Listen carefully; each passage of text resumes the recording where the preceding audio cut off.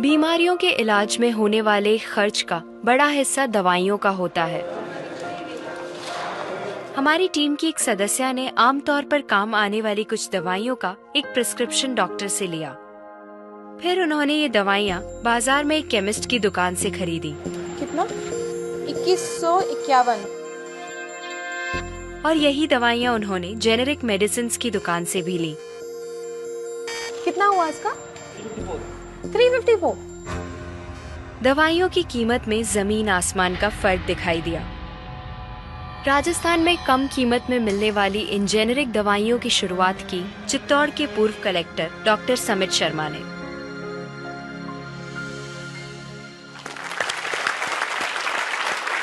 Doctor समित, मुझे बताइए कि ये कैसा मुमकिन है कि हमारी जो कॉरेस्पॉन्डेंट थी वो वही दवाइयाँ उन्होंने 2000 कीमत में उनको मिली एक दुकान में, और जो जेनेरिक मेडिसिन है उस दुकान में जब गई तो उनको कम में मिली, 300 में मिली। ये कैसे मुमकिन है? ठीक इसी समय प्रतिक्षण प्रतिपल एक ट्रेजेडी हमारे चारों ओर घट रही है। अर्थक्वेक की या कोई सुनामी की बात करें, उसमें जितने लोगों की जानें एक दिन में जाती हैं, उससे ज्यादा जानें प्रतिदिन इस ट्रेजेडी की वजह से जाती है। जी, वो क्या ट्रेजेडी है? वो ट्रेजेडी ये है साहब कि जो दवाइयों की जो वास्तविक कीमत है वो तो बहुत ही कम है, पर जो दवाइयाँ हम जब बाजार से खरीद के लाते हैं तो हमें वो 5 गुना, 10 गुना, 20 गुना, कई बार तो 50 गुना से भी ज्यादा दामों पे हम उसको खरीदते हैं। जैसे हम भारत में अगर देखें कि 40 करोड़ से ज्यादा लोग ऐसे हैं जो अपने लिए 2 वक्त की रोटी नहीं जुटा पाते, तो क्या वो दवा को खरीद सकते हैं? बहुत सारे लोगों को इस वजह से दवाई नहीं मिल रही। यस, WHO कहता है कि स्वतंत्रता के 65 वर्ष पश्चात आज भी 65% of the Indian population lacks regular access to essential medicine. जो मेन दवाई हैं, जो आवश्यक दवाइयां हैं, वो उन तक नहीं पहुंच पाती रकम की वजह से। मुझे बताइए कि ये जो जेनेरिक मेडिसिन जो हम कहते हैं, अभी ये अंग्रेजी का शब्द है, इसको हिंदी में कैसे समझाएं? मैं आपको बहुत सरल भाषा में बताता हूँ। हाँ। तो ये जेनेरिक नाम जो दवा का जो मूल सॉल्ट है, जो इसके अंदर जो दवा है उसका नाम है, केमिकल नाम, उसका केमिकल नाम है। अब जैसे और उदाहरण अगर सरल करके बताएं इसको, तो जैसे ये लड़की दुबली पतली सी नजर आती है, तो मैं अगर डॉक्टर हूं, हाँ, तो मैं इसको ये कहूं 1 गिलास दूध सुबह 1 गिलास शाम को पिया कर। पर चिकित्सा के व्यवसाय में दुर्भाग्य से हमारे देश में ऐसा नहीं हो रहा। हम ये नहीं कहते कि आप भैंस का दूध लेके आइए, हम कहते हैं कि वो रामू की भैंस का दूध लेके आना। यही ब्रांडिंग है। ये जब उसकी दुकान पे जाती है, वो कहता है 500 रुपए लीटर है, लेना है कि नहीं लेना। तो जो 30 रुपए की चीज है वो 500 रुपए में मिलती है। तो अगर मैं डायबिटीज की दवा ले रहा हूं और अगर मैं ब्रांडेड दवा लेता हूं तो मुझे कितने की पड़ेगी? जैसे एक 117 रुपए में भी है, 117 रुपए में मिलती है। और अगर वही चीज हम उसके जेनेरिक मेडिसिन के नाम से लें तो वो कितने की बनती है? वो मात्र 1 रुपए 95 पैसे में 10 गोली मिलती है।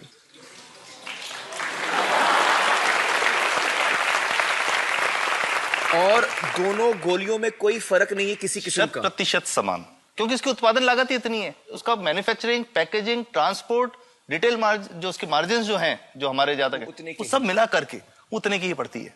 कुछ कैंसर के मैं आपको उदाहरण दूंगा, उसमें एक ही दवा जो ब्लड कैंसर के काम में आती है जी, बाजार में 1.25 लाख रुपए का एक पैकेट मिलता है। 1.25 लाख का एक पैकेट जो 1 महीने चलता है। और जेनरिक में वही दवा जेनरिक में अलग अलग कंपनीज जो बनाती हैं, एक 10,200 में बेचती है, एक 8,800 में बेचती है और एक 6,500 में बेचती है। मतलब ये आपका ये कहना है कि आपके ये प्रयास से इतने कम में राजस्थान में पब्लिक को, आवाम को ये दवाएं पहुंचा रहे हैं आप इस वक्त? जी, क्या बात है।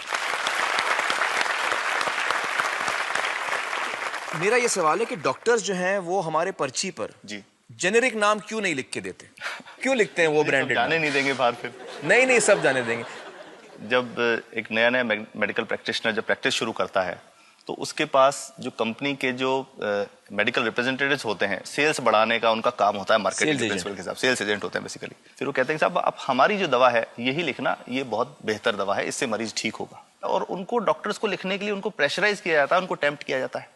तो ये इसमें बहुत बड़ा कारण है जो दवा की कीमत को उसकी वास्तविक कीमत से 5, 10 गुना, 20 गुना तक बढ़ा देता है। एक बहुत बड़ा कारण है, क्योंकि हमारे पास जब हम टेंडर करते हैं तो बहुत सारे कंपनी वाले आते हैं, जो भारत की जो सबसे बेहतर कंपनियां, जिसके भी नाम, वो रेपुटेड कंपनियां जिनके नाम आप ले सकते हैं, वो सभी हमें वो उसको जो 70 रुपए की है उसको 2 रुपए में, 5 रुपए में दे रही है, 30 रुपए की दवा 2 रुपए में दे रही है। इतना ज्यादा फर्क तो कंपनी तो दे सकती है और देना चाहती है और हमें देती भी है इतनी कम दामों में, हमें दे रही है ना, ये संभव तो है। अच्छा, मैं आपको बताऊंगा कि भारत से हम लगभग 45,000 करोड़ रुपए की जेनरिक दवाइयां प्रतिवर्ष विदेशों को निर्यात करते हैं। आप भेजते हैं दुनिया भर में जेनरिक, ये जो सस्ती दवाएं हैं आप विश्व भर में भेजते हैं, और हमारे लोगों को नहीं मिल रही। हमारे देश में महंगी है, हमारे देश में महंगी है, और अगर ऐसा है तो हमें कोई ईस्ट इंडिया कंपनी की जरूरत नहीं, हम वापस उसी दिशा में जा रहे हैं। आपने जब ये शुरू किया तो आपको कोई रेजिस्टेंस फेस करना पड़ा राजस्थान में? देखिए, जो प्रयास हम कर रहे हैं ये बेसिकली धारा के विपरीत बहने का एक प्रयास है जी।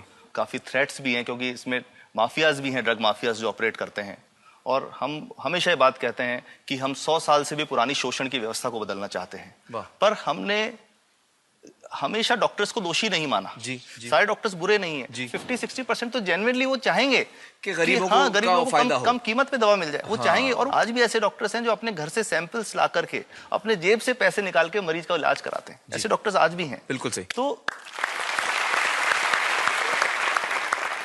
मैं इनको एक उदाहरण भी बताता हूँ कि कैसे हमारे जो काम वाली थी उसका बच्चा था छोटा, इंसिडेंटली हम कुछ समय छुट्टी मनाने कोई बाहर गए, जब हम लौट के आए 10-12 दिन बाद, तो वो लक्ष्मी के साथ उसका छोटा जो बेटा था राजू, वो भी उसके साथ आता था जब, और मेरे बच्चों के साथ खेलता था, मेरे बेटे के साथ खेलता था।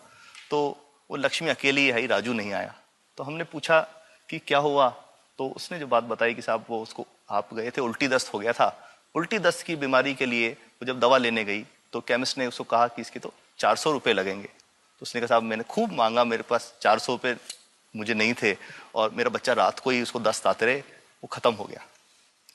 और मैं आपको ये कहना चाहता हूँ कि वो जो दवा लिखी थी कि वास्तव कीमत 1.5-2 रुपये ही है, तो वो बच्चे की जान बच सकती थी।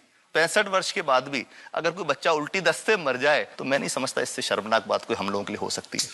और सबसे बड़ी बात कि इसे आसानी से बदला जा सकता है। हमें सबको एक समन्वित, एक संगठित प्रयास करने की जरूरत है।